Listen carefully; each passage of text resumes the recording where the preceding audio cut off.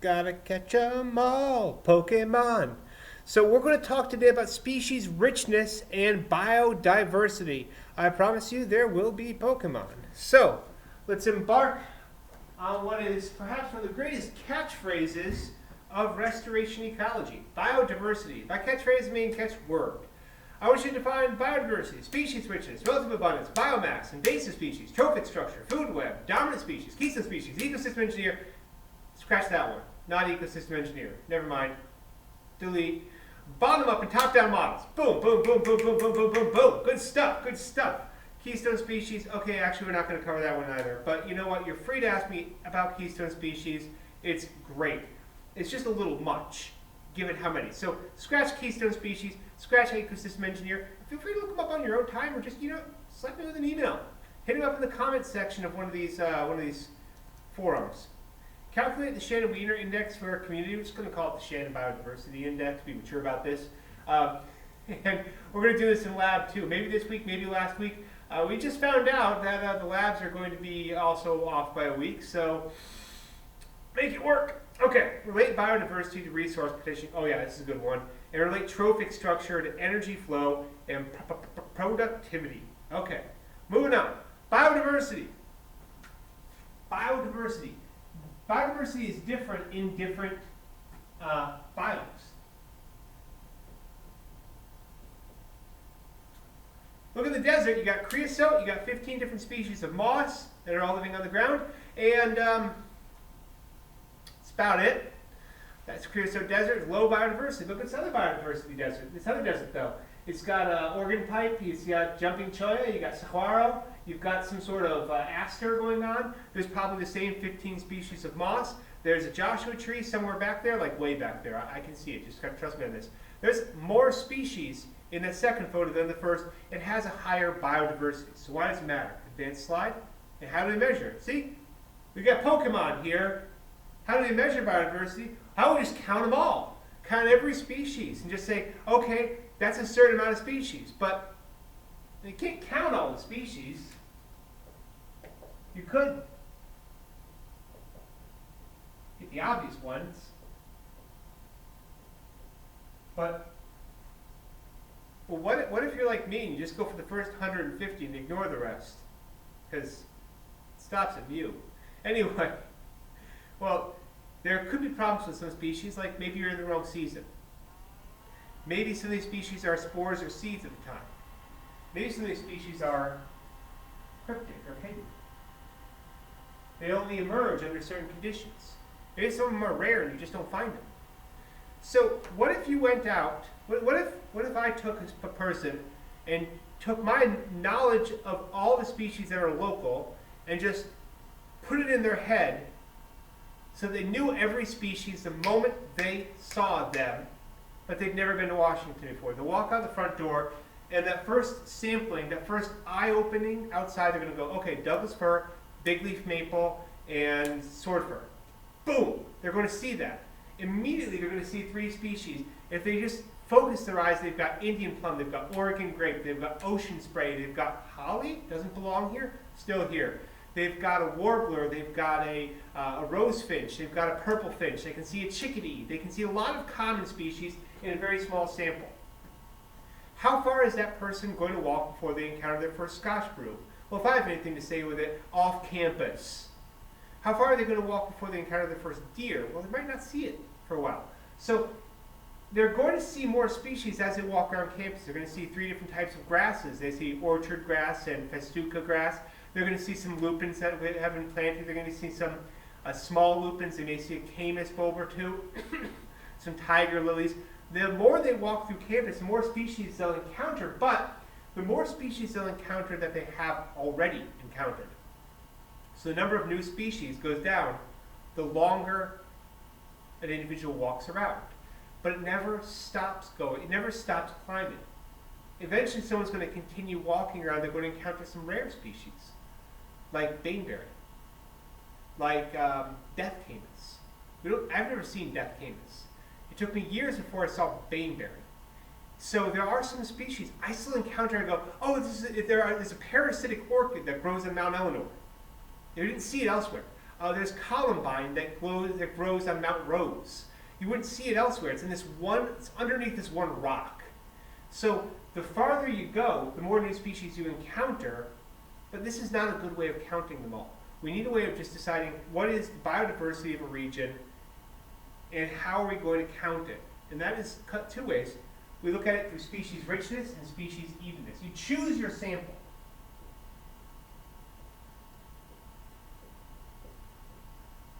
Choose your sample and count the number of species there are. So Pokemon, a lot. There are a lot of species. You can count them all from Linoon all the way through Togepi, and there are a lot of different species. The relative abundance is the proportion of each species, though.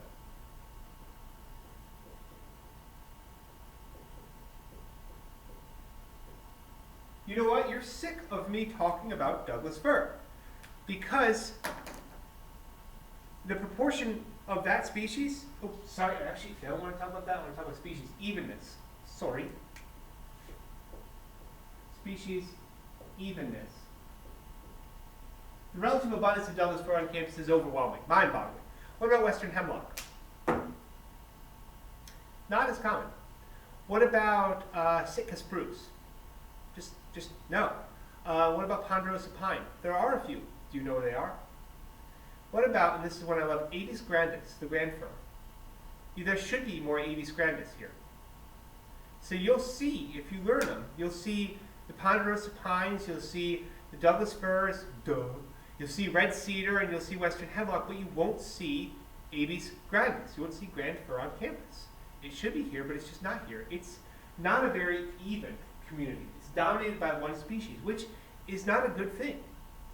We'd say that our campus is beautiful. It is. It's stunning. It's great. I love it. I miss you all because y'all brighten it up. But the trees, I mean, it's pretty darn good looking, but it's not very even. So higher species evenness has a greater diversity, which means if one species were to go extinct, there are still other trees. If a blight ever hits Western Washington and kills all Doug firs, I mean, game over, man. So there's something called the Shannon Biodiversity Index.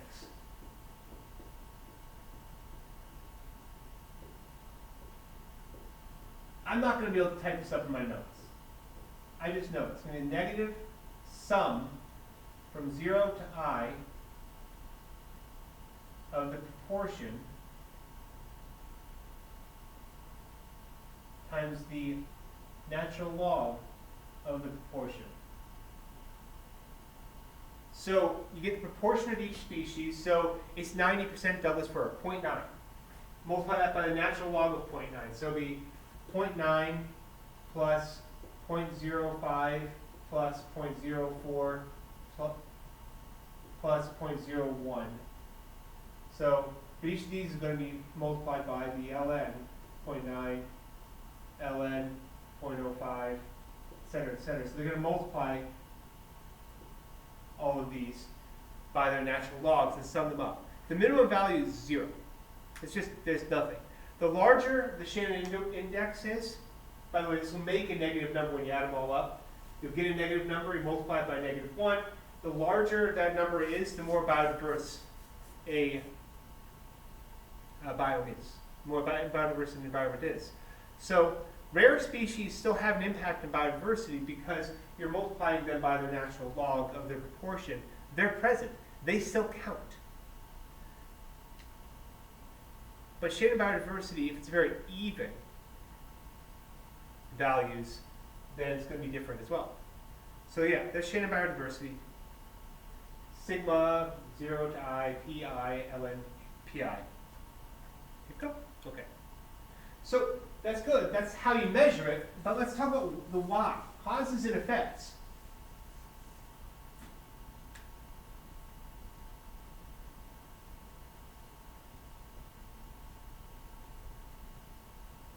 Why is there biodiversity? Well, first off, competitive exclusion might actually mean less biodiversity. If something's excluded, it's not there, so it's not helping biodiversity-wise. If there's a big enough niche, though, it can be partitioned between several species, thus increasing the biodiversity. There can also be abiotic and biotic factors.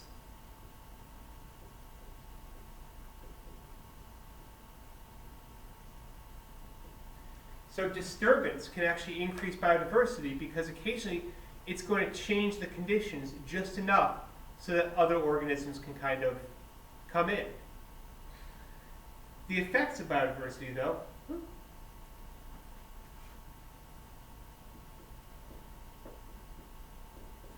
biodiversity begets more biodiversity.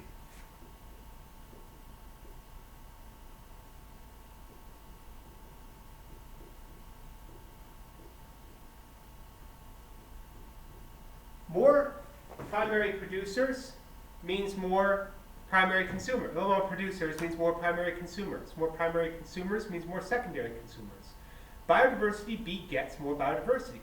A higher number of primary consumers is going to eat certain producers more often, thereby opening up the niche for more producers. Biodiversity is a positive feedback system. But some things can reduce it as well. Biodiversity increases productivity.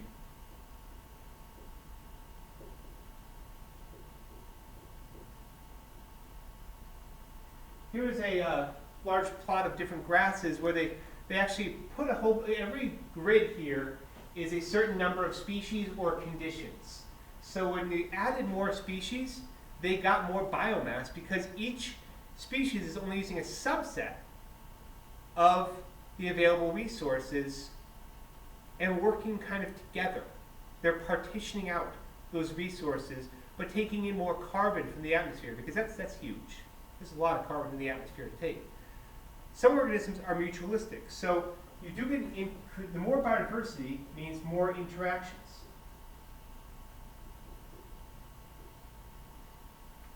A pollinator might be prey for something else. A pollinator might be prey for a certain predator. The presence of a plant that gets pollinated may mean seeds for a certain seed eater.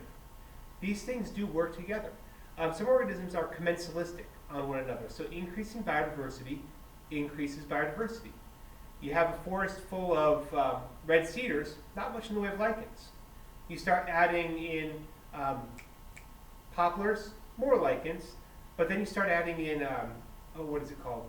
Big leaf maple. And you also get lichens and licorice ferns and more mosses now. So biodiversity begets more biodiversity.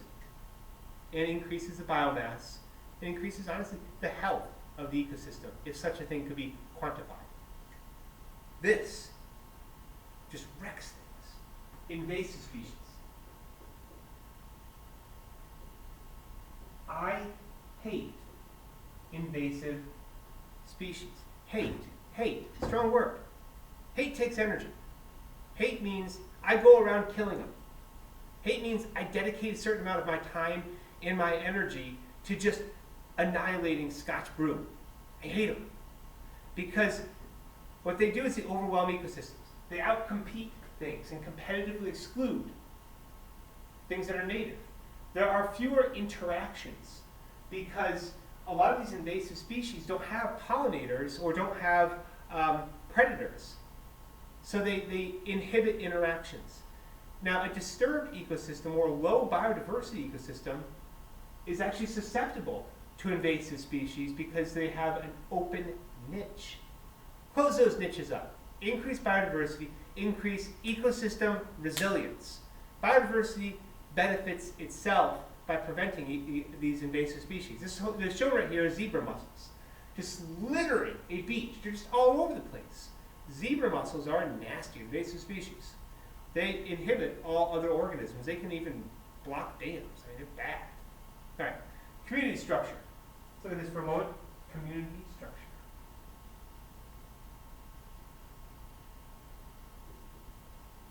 So we've covered the food chains, top down, the primary productivity, all those things already.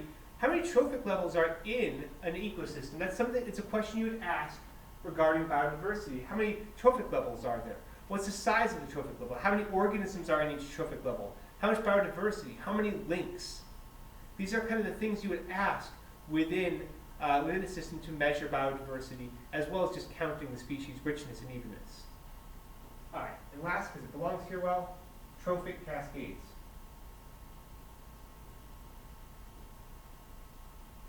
So I want to cover the bottom up and top down.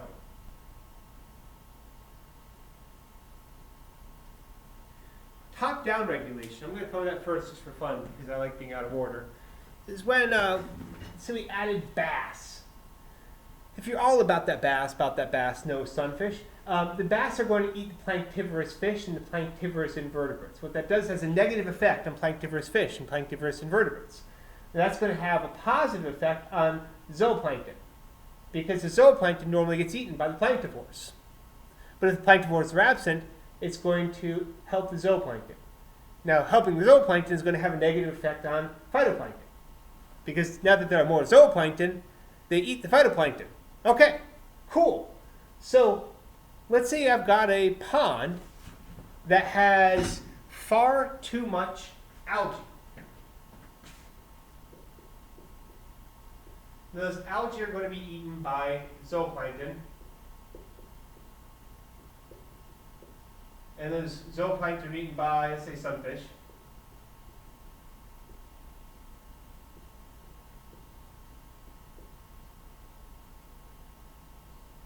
And I introduce bass. So the bass are going to decrease the amount of sunfish, which is going to increase the amount of zooplankton, which is going to decrease the amount of algae. So that'll clear the pond up. Kind of cool. But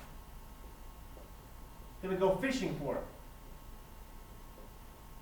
which is going to decrease the amount of bass, which will increase the amount of sunfish, which will decrease the amount of zooplankton, which will increase the amount of algae. So increase bass, clear up the pond, start fishing for that bass, and then that's going to end up having to top down to the algae. Okay. That's top down. Let's get those bottoms up. So what if I fertilized the algae? Well, that's going to make more algae, which will make more zooplankton, which will make more sunfish, which will make more bass, which will make happier fishermen. All right. So you just need to fertilize lakes, right? Problem. Too much fertilizer makes too much algae, which then dies and takes away the oxygen, and it just wrecks the whole thing. Tough to balance. Well, let's bottom up, really. Let's say I add more biodiversity in the producers. I add more biodiversity for the producers. Everything above that will increase as well. If you have a bigger base to your pyramid, the whole pyramid gets bigger. Adding more biodiversity, good. Adding more fertilizer, it can actually be a lot of different problems. Take an ecology class, trust me, problems. All right.